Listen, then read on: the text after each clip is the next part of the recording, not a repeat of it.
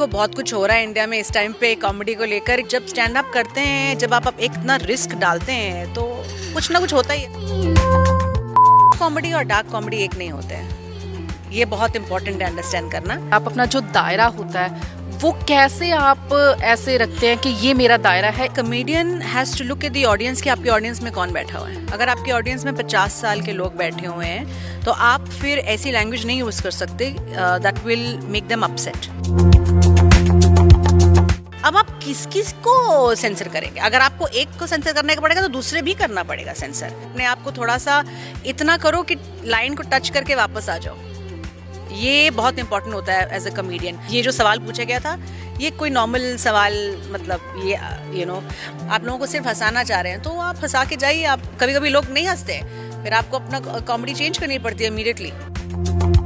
Everything is open for comedy. I mean आप देखते हो विमेन कॉमेडियंस इन इंडिया, उनके साथ काफ़ी अगर उनकी वीडियो वायरल हो जाते हैं तो उसके कमेंट सेक्शन में क्या क्या लिखते हैं लोग, तो आपको मैनेज करना पड़ता है। टॉपिक क्लोज करें, वो जो अब चल रहा है, आई थिंक मुद्दा उससे बहुत ज़्यादा बड़ा है। आई थिंक आप सेंसरशिप की बात कर रहे हैं और अगर आप बिल पास करना चाहते हैं तो कोई तो आगे बनेगा बकरा, और क्या। हाँ, अगर बकरा चाहिए तो बकरा आ गया। अब बकरे को यूज़ करके आप बिल बनाइए। Hello and welcome to Punjab Kesari Navodaya Times. मैं हूं आपके साथ संदेश शौलक शर्मा। देखिए, हंसी वो एक मैजिक है ऐसा जो हर मुश्किल चीज़ को हल्का बना देती है। और आज की जो हमारी खास मेहमान है ना, वो ऐसी कलाकार है जिनमें क्षमता है वो आपको हंसाएंगी अपने चुटकुले अंदाज से और अपनी इतनी शानदार कॉमेडी से ना कि आप ज़रूर ही हंसेंगे। तो टाइम वेस्ट किए बगैर करते हैं स्वागत शारुल चन्ना का। Welcome to Punjab Kesari Navodaya Times. कैसे हैं आप? मैं ठीक हूँ। I am very excited to be here in Punjab. I mean कितना कलरफुल शहर है एंड यहाँ पे आना, ये स्टेट इतनी कलरफुल है कि मुझे जोक्स लिखने ही नहीं पड़ते। बहुत फ़नी चीज़ें हमारे इर्द गिर्द हो जाती है कि हमें बस लिखना पड़ता है कि ये हो गया। अच्छा, ये मैं जानना भी चाहती थी कि कॉमेडियन जो होते हैं वो कैसे, मतलब किस चीज़ से इंस्पायर होते हैं, कैसे उनके माइंड में आ जाता है या एकदम से ऐसे स्ट्राइक हो जाता है कि हाँ ये जोक है, ये है? देखो, आई थिंक हम बहुत नॉर्मल डेली लाइफ से इंस्पायर होते हैं। और जैसे आपकी फैमिली लाइफ या आपके रिलेटिव्स कभी कभी ऐसी बात कर देते हैं कि आपको हंसना होता है और जवाब देना पड़ता है, बट आपको क्वाइट रहना पड़ता है। कॉमेडियंस क्या होता है, वो क्वाइट नहीं रहते, वो लिख के फिर स्टेज पे बोल देते हैं। तो हमारे आगे पीछे अब मेरे जो रिश्तेदार हैं वो काफ़ी केयरफुल रहते हैं कि अरे अगर कुछ बोल दिया तो वो स्टेज पे बोल देगी। और मैं बोलती हूँ मैं बोल दूँगी, तो या तो बोलो मत, क्योंकि everything is open for comedy. मतलब हम कुछ भी उठा सकते हैं। अगर हम रेस्टोरेंट में बैठे हैं, किसी क्लाइंट का या किसी कोई आया है कॉफ़ी पीने, कैसे बिहेव कर रहे हैं, फैमिली कैसे बात कर रही है, and we pick everything up. कभी ऐसा हुआ है कि आपने कभी ऐसा कोई जोक मारा हो, ऐसे किया हो मजाक में और किसी का कुछ वियर्ड सा रिएक्शन मिला हो, तो उसे कैसे हैंडल करते हो? क्रिटिसिज्म को या इन चीज़ों को कैसे हैंडल करते हो आप? अभी देखो बहुत कुछ हो रहा है इंडिया में इस टाइम पे कॉमेडी को लेकर कि क्योंकि मैं सिंगापुर से भी बिलोंग करती हूँ, तो सिंगापुर ने मुझे एक चीज़ सिखाई है कि अपने आप को थोड़ा सा इतना करो कि लाइन को टच करके वापस आ जाओ। ये बहुत इंपॉर्टेंट होता है एज अ कॉमेडियन, क्योंकि जो हमारे पहले हास्य कलाकार थे ना, वो बहुत they were very skilful at touching the line but not crossing the line. और ये बहुत एक इम्पॉर्टेंट, ये जब आप एक मैच्योर कॉमेडियन बन जाते हो ना, तो आपको ये सीख आती है कि कैसे अपनी ऑडियंसेस को बात बतानी भी है पर बात बिगाड़नी नहीं है, कि आपकी लैंग्वेज तक चले जाए। तो ये थोड़ा सा पेचीदा है। इंडिया में भी ये बहुत चल रहा है censorship, but I think important है कि आप क्या बोलना चाह रहे हैं। अगर आपका इंटेंशन गलत नहीं है, आप लोगों को सिर्फ हंसाना चाह रहे हैं, तो आप हंसा के जाइए। आप कभी कभी लोग नहीं हंसते हैं, फिर आपको अपना कॉमेडी चेंज करनी पड़ती है इमीडिएटली। और हुआ है ये। कोई एक्सपीरियंस ऐसा? जैसे मैं मलेशिया में परफॉर्म कर रही थी और एक बहुत ही मतलब एक इंसान था जिसने बहुत ज़्यादा अल्कोहल पी ली थी। तो उसको नहीं रहा होगा कि कोई फीमेल स्टेज पे जाकर ऐसे जोक्स करे। उसके घर में लेडीज़ नहीं बात करती होंगी ऊंची आवाज़ में, तो उसने ऊंची आवाज़ में बोला कि why don't you go get yourself a broom. And I said, I get myself a broom and then I will sit on the broom and मैं भूतनी बन के तेरे को ही मैं haunt करूँगी like a witch. And then he didn't know how to handle it. So then we had a few security people. तो ऐसा हो जाता है. People come with their own biases. या तो उन्होंने अल्कोहल पी होती है या उनके खुद के कुछ I mean आप देखते हो women comedians in India उनके साथ काफ़ी अगर उनकी वीडियो वायरल हो जाते हैं तो उसके कमेंट सेक्शन में क्या क्या लिखते हैं लोग. तो आपको मैनेज करना पड़ता है. अगर आप इस प्रोफेशन में हो तो आप यू कैन बी शाय. आप ये नहीं कह सकते कि ऐसे क्यों बोला, मैं डिप्रेशन में चली गई. ऐसे नहीं होता है. अच्छा, being a female stand up comedian ना, तो कौन कौन से चैलेंजेस आपको लगते हैं कि ये आपको फेस करने पड़ते हैं मेल स्टैंड अप कॉमेडियन के मुकाबले ज़्यादा? सी आई थिंक एक फीमेल कॉमेडियन की journey is twice as hard than a males in India because आपके 50% यूथ हैं, मेल हैं. और क्योंकि हमारा रेशियो ऐसा रहा है कि सबको बॉय चाइल्ड चाहिए तो बहुत सारे लड़के हैं. तो उनको जो फीमेल पर्सपेक्टिव लेकर आती हैं विमेन तो उनके साथ रिलेट करती हैं बट मेन काफ़ी ट्रिगर्ड हो जाते हैं कि कैसे ये स्टेज पे जाके इतनी बातें कह रही है. ये उनकी मैस्कुलिनिटी को बहुत अफेक्ट करता है. तो हमारी ये रिस्पॉन्सिबिलिटी है कि हम अपना मैसेज आगे जाएं और डरे ना और आगे पुश करते रहें बाउंड्रीज़. आज आप 10 बाउंड्रीज़ क्रॉस करेंगे, आपके बाद जो फीमेल कमेडियन आएगी वो 20 करेगी. तो you keep inspiring each other. That's very important. अच्छा, अभी बाउंड्रीज़ की बात कर रहे हो ना, तो बाउंड्रीज़ का तो आजकल बहुत ज़्यादा जिक्र चल रहा है, बहुत बात हो रही है स्पेशली कॉमेडी को लेकर ना. तो आप अपनी जो बाउंड्रीज़ होती हैं, आप अपना जो दायरा होता है वो कैसे आप ऐसे रखते हैं कि ये मेरा दायरा है, इसको मैं नहीं क्रॉस करूँगी, इसी में रहूँगी, फैंस भी खुश और आप भी खुश?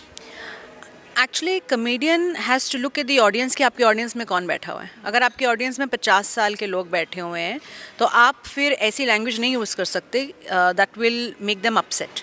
अगर आपकी ऑडियंस में यंगस्टर्स हैं जो आपको इसीलिए देखने आए कि आप थोड़ा सा उनका टेंशन को भी रिलीज़ करें तो आप थोड़ी सी आप गाली गलौज कर सकते हैं, मेरे को लगता है. बट मोस्ट इम्पॉर्टेंटली जब आप एक मैच्योर कमेडियन बनने शुरू हो जाते हैं ना तो आप को ये रियलाइज़ होता है कि जो पहले महाराजा होते थे ना, उनके जो जेस्टर्स होते थे जिनको बुलाते थे कि आप आइए और हमें हंसाइए, वो ऐसी बात कर ही नहीं सकते थे कि उनका गला कट जाता था कि आपने ऐसे गाली नहीं बोल सकते, गाली गलौज नहीं कर सकते. तो आपको इन्वेंडो में सेम बात बोलनी पड़ती थी और वो ज़्यादा डिफ़िकल्ट होता है. गाली यूज़ करने से थोड़ा सा ईजियर हो जाता है, मैं मानती हूँ. या तो ऐसे जोक्स जो कि थोड़े से बिलो द बेल्ट हैं. बट कुछ लोग वो देखने भी आते हैं कि मुझे ये देखना है, मुझे साफ कॉमेडी नहीं देखनी है. तो यू हैव टू जज by looking at the audience. Audience में कौन है, बच्चे हैं, क्या सुनना चाहते हैं. और अपनी एक पर्सनल रिस्पॉन्सिबिलिटी भी रखनी है कि मैं कुछ ऐसे बच्चों का ना सिखाऊं जो वो बेचारे वापस जाके अपनी मम्मी या पापा को बोल दें. ये भी हमें थोड़ा सा ध्यान रखना पड़ता है. तो बहुत रिस्पॉन्सिबिलिटी होती है. कभी कभी गलतियाँ हो जाती हैं लोगों से, फिर वो सॉरी बोल देते हैं तो माफ़ कर देना चाहिए. मतलब माफ़ कर दें, टॉपिक क्लोज करें वो जो अब चल रहा है. आई थिंक मुद्दा उससे बहुत ज़्यादा बड़ा है. आई थिंक आप सेंसरशिप की बात कर रहे हैं और अगर आप बिल पास करना चाहते हैं तो कोई तो आगे बनेगा बकरा, और क्या. हाँ, अगर बकरा चाहिए तो बकरा आ गया. अब बकरे को यूज़ करके आप बिल बनाइए. तो ये तो अगर आप, ये सही बात है. अभी क्या बोलूँ मैं. हाँ. अच्छा, डार्क कॉमेडी वर्ड भी आजकल बहुत यूज़ हो रहा है ना. डार्क कॉमेडी है क्या, एक्चुअल में डार्क कॉमेडी क्या है? क्योंकि जैसे कोई मैं बोलूँ मेरी लैंग्वेज में डार्क कॉमेडी कुछ और होगा, किसी और से मैं सुनूँ तो कुछ और होगा, लेकिन आपको ज़्यादा पर्टिकुलरली पता होगा कि डार्क कॉमेडी एक्चुअली होती क्या है. देखो, अगर लोग हंस रहे हैं तो कॉमेडी होती है, बस यही है. अगर लोग नहीं हंस रहे तो आप ये नहीं कह सकते कि डार्क कॉमेडी है तो लोग नहीं हंसे. आप जस्टिफाई नहीं कर सकते किसी एक आप अगर लोग हंस रहे हैं तो वो कॉमेडी ही है. डार्क कॉमेडी कभी कभी ऐसे होता है कि अगर आप ऐसी टैबू टॉपिक्स पे बात कर रहे हैं जैसे डेथ हो गया, यू नो, पर डेथ वाले टॉपिक को भी आप ऐसे लाइटली बात कर सकते हैं. जैसे मैंने भी डेथ पे एक सेट किया है. अब जो लोग 1 मिनट में वो टेंस हो गए, उसके बाद वो खुद रियलाइज़ हो गए कि यार वो क्या बोलना चाह रही है. तो dark comedy is just touching on different topics which might be taboo to your specific audience. But comedy और डार्क कॉमेडी एक नहीं होते हैं. ये बहुत इंपॉर्टेंट है अंडरस्टैंड करना. और कभी कभी हम भी जब विमेंस डे के लिए शो करने जाते हैं, सारी महिलाएं रहती हैं, उनको सुननी है ये जोक्स, बट उस कमरे में और कोई है नहीं है, मर्द नहीं है, सिर्फ औरतें हैं. तो आप कर सकते हैं. अब मैं उस क्लिप को अगर ऑनलाइन डाल दूँ तो मेरी ऑडियंस पूरी तरीके से खुल गई. तो उसका फिर ऑनलाइन वाले बंदे के लिए वो डार्क कॉमेडी नहीं है, मतलब खराब, उसको नहीं पसंद आई, बट औरतों को पसंद आई. तो it's very subjective what dark comedy is actually really. अच्छा, इन चीज़ों से परे होकर अगर हम आपकी बात करें ना, तो आपके मन में ये कैसे ख्याल आया कि आपको एक कॉमेडियन ही बनना है? एक्चुअली ख्याल आया ही नहीं वो। I did theatre in Singapore और मेरे को थोड़ा सा कुछ हट के करना था और मैं एक कॉमेडी क्लब के बाहर खड़ी हुई थी और तब नई नई कॉमेडी शुरू हुई थी सिंगापुर में। तो मैं कोई महिला नहीं कर रही, शाहरुल प्लीज़ 3 मिनट कर दे, सारे सिर्फ छड़े ही जा रहे हैं स्टेज पे और पता नहीं क्या क्या जोक्स कर रहे हैं, तो थोड़ा सा अपना फीमेल पर्सपेक्टिव दे दो। और जब मैं स्टेज पे गई लोगों ने हंसना शुरू किया तो मेरे को लगा यार अब कुछ और कर सकते हैं। एक दो बार ऐसा भी हुआ स्टार्टिंग में कि लोग नहीं हंसते थे, तो मैंने बोला अरे इसका कोई लिखने का कुछ है, ये कोई जैसे आपका न्यूज़ प्रेजेंटिंग का कोई स्टाइल होता है कि आपको एकदम से लोगों की तरफ देख के देखिए आज क्या हुआ, तो हमें भी थोड़ा सा राइटिंग का स्टाइल होता है कि कैसे उनको पहले ड्रॉ इन करके फिर उनको हंसाना है। बहुत डिफ़िकल्ट था मेल डोमिनेटेड इंडस्ट्री में अपने आप को थोड़ा सा एस्टैब्लिश करना, बहुत बहुत मुश्किल था, बट अब वो हो रहा है तो उसको आगे लेके जाना है। जो आपका फर्स्ट एक्सपीरियंस था, जैसे आपने बताया कि आप गए, तो उसके बाद कैसे आपको मतलब कॉम्प्लीमेंट्स आए, कमेंट्स आए, कैसा फीडबैक कैसा मिला? कोई ऐसा है पर्टिकुलर जो उस दिन से अब तक आपको लगता है कि ये तो मैं भूल ही नहीं सकती? देखो ऐसा है कि जब मैं पहली बार स्टेज पे गई थी ना, बहुत वाइट लोग थे, अमेरिकन लोग थे ऑडियंस में। और हमारा क्या रहता है इंडियंस का, एशियंस का, कि हम ना वाइट लोग देखकर बहुत इम्प्रेस हो जाते हैं। तो उस टाइम पे जब ऐसे इतने सारे वाइट हैंडसम मर्द बैठे हुए हैं ऑडियंस में और वो हंस रहे हैं, मैंने बोला ये वैलिडेशन तो मुझे इंडियन मर्दों से नहीं बोला, मुझे वाइट मर्दों से मिल रहा है। तो मैं काफ़ी शॉक्ड हो गई कि यार ये मुझ में कुछ बात है। तो मैं वापस गई, फिर मुझे रियलाइज़ हुआ कि यार इंसान तो इंसान होता है। I had to get over my white bias, उसे जो कहते हैं कि आपकी ऑडियंस आगे बैठी है, ये कोई भी हो, आपने उनको हंसाना है। मेरा पहला रिएक्शन ये था कि यार बहुत आकर्षित हो गई मैं कि अरे मैं उनको इम्प्रेस कर रही हूँ। फिर मुझे ये याद आया कि यार जब अंग्रेज़ आए थे तब हमारा ये बायस है कि वाइट इज़ बेटर। अब ऐसा है कि उल्टा है मेरे लिए कि अगर मैं हिंदुस्तानी लोगों को हंसा सकूँ, I think that is more successful, that's a success to me. क्योंकि वाइट कॉमेडी बिल्कुल अलग है और इंडियन कॉमेडी बहुत अलग है।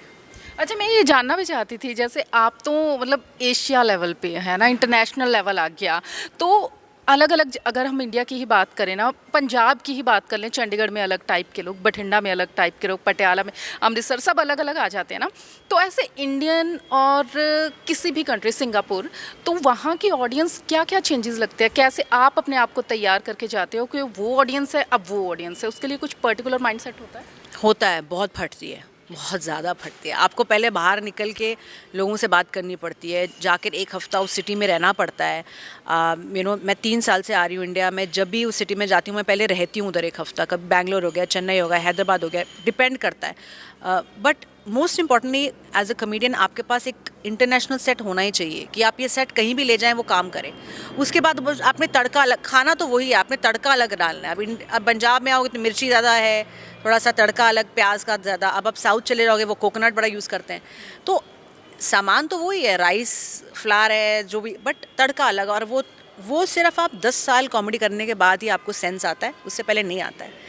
ये तो कॉमेडी नया है एशिया में, इंडिया में, तो लोग बहुत जल्दी वायरल हो जाते हैं, बहुत जल्दी फेमस हो जाते हैं, बट वो स्किल फिर नहीं सीख पाते। तो ऑडियंस तो आ जाती है उनको देखने के लिए, पर उनका खुद का ग्रोथ जो होता है ना वो स्टंटेड हो जाता है। अगर आप किसी बहुत ही ऐसे प्रोफेशनल कॉमेडियन से बात करेंगे ना जो सालों से कर रहे हैं, वो आपको बताएंगे कि अगर आपका ग्रोथ, अगर आप फेमस हो गए ना 10 साल से पहले, तो आपका फिर ग्रोथ स्टंट हो जाता है, क्योंकि ऑडियंस तो आ जाएगी पर आपको ऑडियंस को हैंडल करना नहीं आएगा, मतलब आपका ग्रोथ तो होगा ही नहीं। तो सिमिलरली सिंगापुर की जो मेट्रोपॉलिटन वो सिटी है, इतने सारे लोग हैं, एक ऑडियंस में 4 गोरे, 4 चाइनीज़, 4 इंडियन, 4 मुस्लिम। अब आप सबको कैसे यूनाइट करो, कैसे हंसाओगे? तो आपको उन सबको हंसाना है, तो आपने इंटरनेशनल जोक्स करने हैं, तो आपने रिलेशनशिप पे करने हैं, सबके पास रिलेशनशिप, बच्चों पे करना है, फैमिली पे करना है, डेटिंग पे करना है, खाने पे करना है। तो ये जनरल टॉपिक्स पे आपके पास एटलीस्ट 1 घंटा होना चाहिए, कि ताकि अगर आप मर भी रहे ना स्टेज पे, जैसे कहते हैं कि जब कोई नहीं हंसता तो उसके मौत कहते हैं उसको उसे किलिंग। और अगर आप अच्छा कर रहे हैं तो योर किलिंग मीन्स मैंने उनको मार दिया, मतलब I kill the audience, was amazing.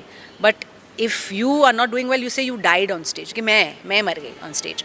तो when you have international jokes you must be ready to take out all your औजार, कि ये नहीं काम कर रहा तो ये काम करेगा। फिर आप जब सिटी में जाते हैं then you do what they like also. पंजाबियों को जो पसंद है वो करो फिर उसके बाद, या साउथ इंडियन लोगों को क्या पसंद है वो करो, उनको भी वो दो ना जो उनको चाहिए। तो it's Jugal, it's balancing act होता है, जुगलबंदी होती है एक तरीके की।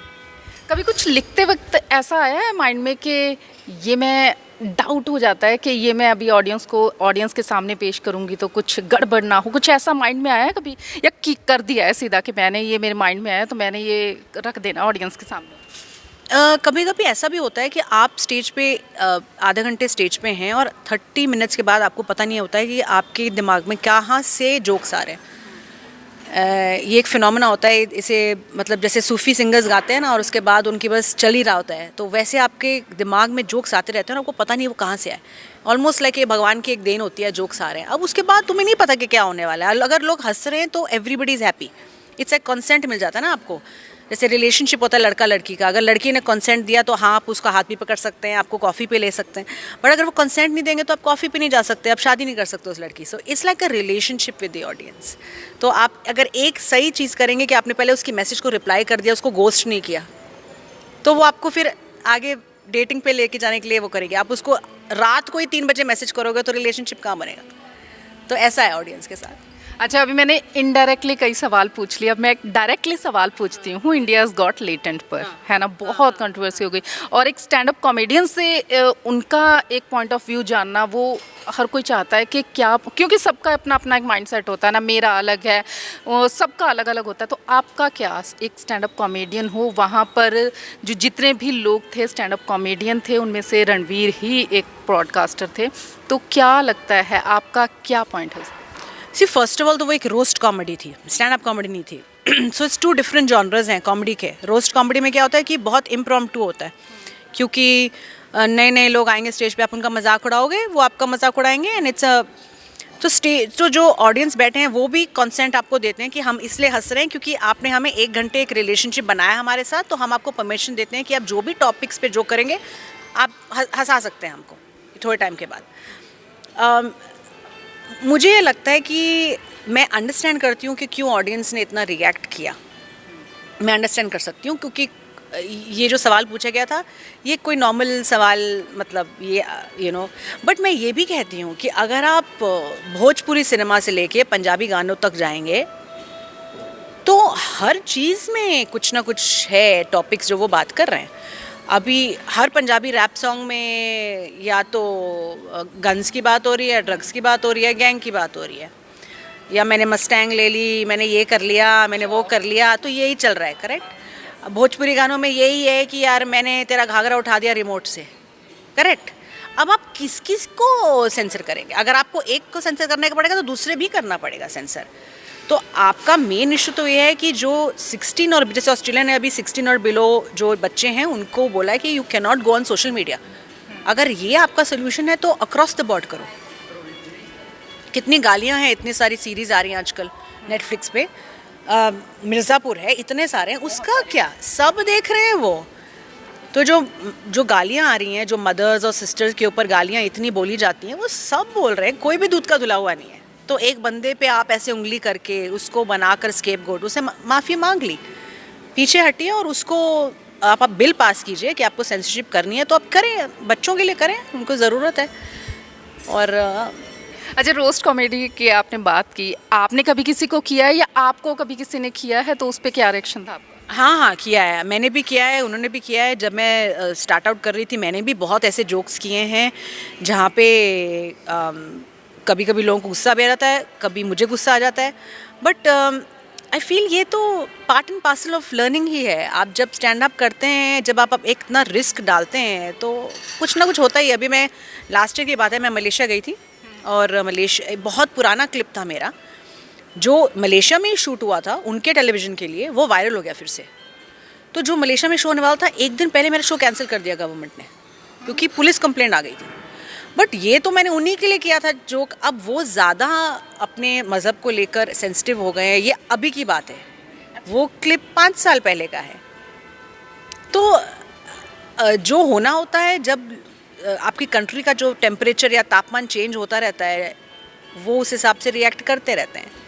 अब हमारे इंडिया का ऐसा तापमान है कि सब बहुत ही ज़्यादा अच्छी बात है, अपने कल्चर को, अपने सभ्यता को, अपने हिंदुज़म को बहुत प्रमोट कर रहे हैं। तो वो ये भी चाहते हैं कि हर जगह अब हर जगह अब लोग अपना उसको, बट हमें भी ये याद रखना पड़ेगा कि जब हम किसी को अपना कल्चर और सभ्यता और हिंदुज़म सिखाते हैं, हिंदुज़म एक बहुत सेक्युलर धर्म है, मतलब कि हिंदुज़म की यही खासियत है कि इसमें आप किसी को कन्वर्ट नहीं कर सकते, आप सब आ सकते हैं और सब इस बुफे की तरह जो भी आप सीखना चाहें, आपको हनुमान जी पे बनी वो करना है, आप कहीं पे भी ऐसे स्ट्रिक्ट हो जाए ना किसी के साथ कि आपने करना ही करना है, तो फिर ये बच्चे भी बोलेंगे कि डरेंगे, तो I hope they keep it open. मज़ा तो देखो रोस्ट कॉमेडी में खैर सबको ही आता है, देखने वाले को भी मज़ा आता है, सब इंजॉय तो करते ही हैं, है ना। अच्छा, अब आपका भी शो होने वाला है चंडीगढ़ में, अब उसके बारे में भी बता दीजिए क्योंकि फैंस बहुत एक्साइटेड। तो मैं आ रही हूँ 21 फेब को लाफ क्लब में मैं परफॉर्म कर रही हूँ और मैं काफ़ी नर्वस हूँ बिकॉज़ मैं अपना 1 आवर शो पहली बार कर रही हूँ चंडीगढ़ में और मुझे नहीं पता क्या रिएक्शन होगा, कौन आएगा, क्योंकि एक तो मैं इंग्लिश में परफॉर्म करूँगी पहली बार, तो प्रॉपर्ली इंग्लिश भी नहीं, इंग्लिश में मैं ट्राई करूँगी। दूसरा, कुछ रिश्तेदार भी आएंगे तो उनके लिए भी जोक्स लिखे हुए हैं, अब उन्हीं के घर में रह रहे हैं, पता चले कि जोक्स करने के बाद मेरा सामान बाहर पड़ा हो, फिर मुझे भी शायद आपके घर ही आना पड़े, तो ऐसा एक तो वो है। और तीसरा, मुझे नहीं पता कि इट्स अ गैम्बल, बट मेरे पास तो बहुत ढेर सारे जोक्स हैं। अब आई होप कि सारे जो है देखने आए, छड़े भी आए। हमें पूरा विश्वास है कि चंडीगढ़ वाले ज़रूर आएंगे क्योंकि बातें करके बहुत अच्छा लग रहा है, तो जो आपको वो जोक करते हुए देखेंगे ना तो उसमें तो बहुत मज़ा आने वाला है। तो आप लोग ज़रूर आइएगा क्योंकि बहुत सारा हंसेंगे आप। अगर हंसना है, ज़िंदगी की बाकी सारी प्रॉब्लम्स कम करनी है तो लाफ्टर बहुत ज़रूरी है ना। तो thank you so much ma'am, बहुत अच्छा लगा आपकी बातें सुनकर, आपसे बातें करके। Thank you so much. Thank you so much for having me. Thank you. तो आप लोग ज़रूर पहुँचिएगा शाहरुल से मिलने के लिए, हंसने के लिए, ज़िंदगी में और ज़्यादा रंग भरने के लिए। कैमरामैन अनिल के साथ संदेश शौलख Sharma, Punjab Kesari, Navodaya Times. Thank you.